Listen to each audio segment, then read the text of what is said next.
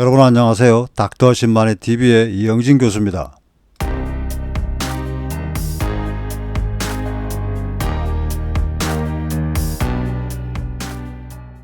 오늘은 지난 시간에 이어서 평생 한번 맛보기 힘든 곰보버섯 요리를 해보겠습니다.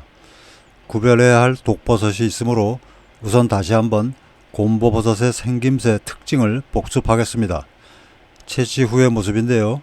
첫째, 작은 달걀 같은 갓 표면의 주름 모양이 벌집처럼 각각의 홈이 분명하게 분리되어 있는 것이 기억하실 점입니다. 두 번째, 색이 황갈색이나 흑갈색입니다. 그리고 가시 버섯의 줄기에 단단히 붙어 있습니다. 이게 마귀 곰보버섯입니다. 언뜻 봐도 다르지요? 첫째, 갓 표면이 곰보버섯과는 달리 마치 뇌처럼 주름이나 물결 모양입니다. 각각의 홈이 벌집처럼 분리되어 있지 않습니다. 두 번째로, 색은 대개 분홍빛이나 붉은빛이 도는 갈색입니다. 세 번째로, 갓은 대개 버섯의 줄기에 느슨하게 연결되어 있거나 붙어 있지 않습니다. 이제 같이 놓고 한번 보시기 바랍니다. 좌측이 곰보버섯이고 우측이 마귀 곰보버섯입니다. 마지막으로 한 번 더 익히겠습니다. 조금 전에 공부한 구별 포인트를 대충 보신 분들에겐 좀 어려울 수 있습니다. 사진이 좀 흐린데 가장 헷갈리는 사진을 구한 것이 이것뿐이라 양해해 주시기 바랍니다. 좌측이 마귀 곰보버섯입니다. 우선 색깔이 어떻지요? 붉은색이 도는 젓갈색이지요. 일단 이렇게 붉은색이 섞여 있으면 곰보버섯이 아닙니다. 그 다음, 갓 표면에 주름이 잡혀 있는데 곰보버섯처럼 완전히 분리되어 있지 않지요. 그리고 홈도 곰보버섯은 깊지만 이것은 홈이 얕습니다. 갓이 줄기에 단단하게 붙어 있고 갓의 색은 황갈색 내지 흑갈색이고 각 홈들이 깊고 확실하게 분리되어 있습니다. 살짝 눌러보면 무르지 않고 탄력이 있습니다. 오늘 수확한 것입니다. 이야, 이제 이걸 갖고 가서 요리를 해보겠습니다. 곰보버섯은 홈이 깊어서 티끌이 붙어 있으므로 우선 반을 잘 갈라서 깨끗하게 씻어줘야 합니다. 그리고 독을 없애는 제일 중요한 과정인데요. 팔팔 끓는 물에 3분 정도는 익혀줘야 합니다. 익힐 때 거품이 꽤 올라옵니다.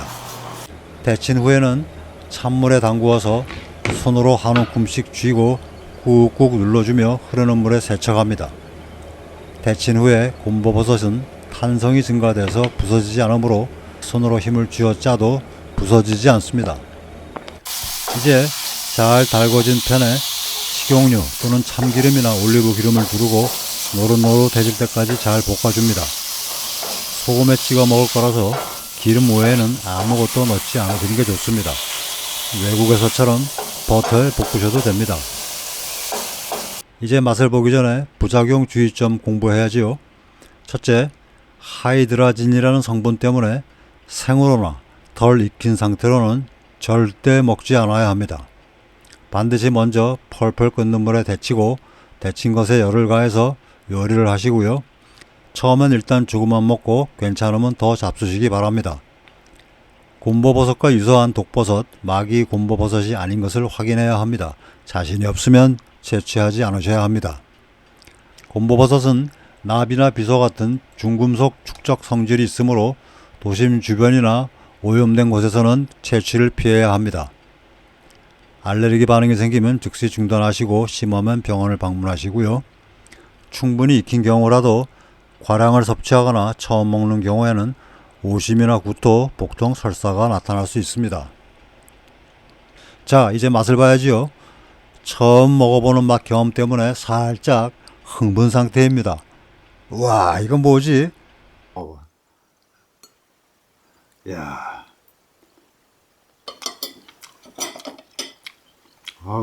이게 버섯이야? 야, 정말 신기하네. 쫄깃쫄깃하고 쫄깃쫄깃하지 식감에. 네. 천엽 볶아놓은 거 같아. 응? 천엽 볶은 거 같아? 응. 그 식감이 천엽 볶은 거. 그리고 고소하고 뭐 아주 좋은데. 야, 정말 처음 먹어보는 버섯 맛이야. 와.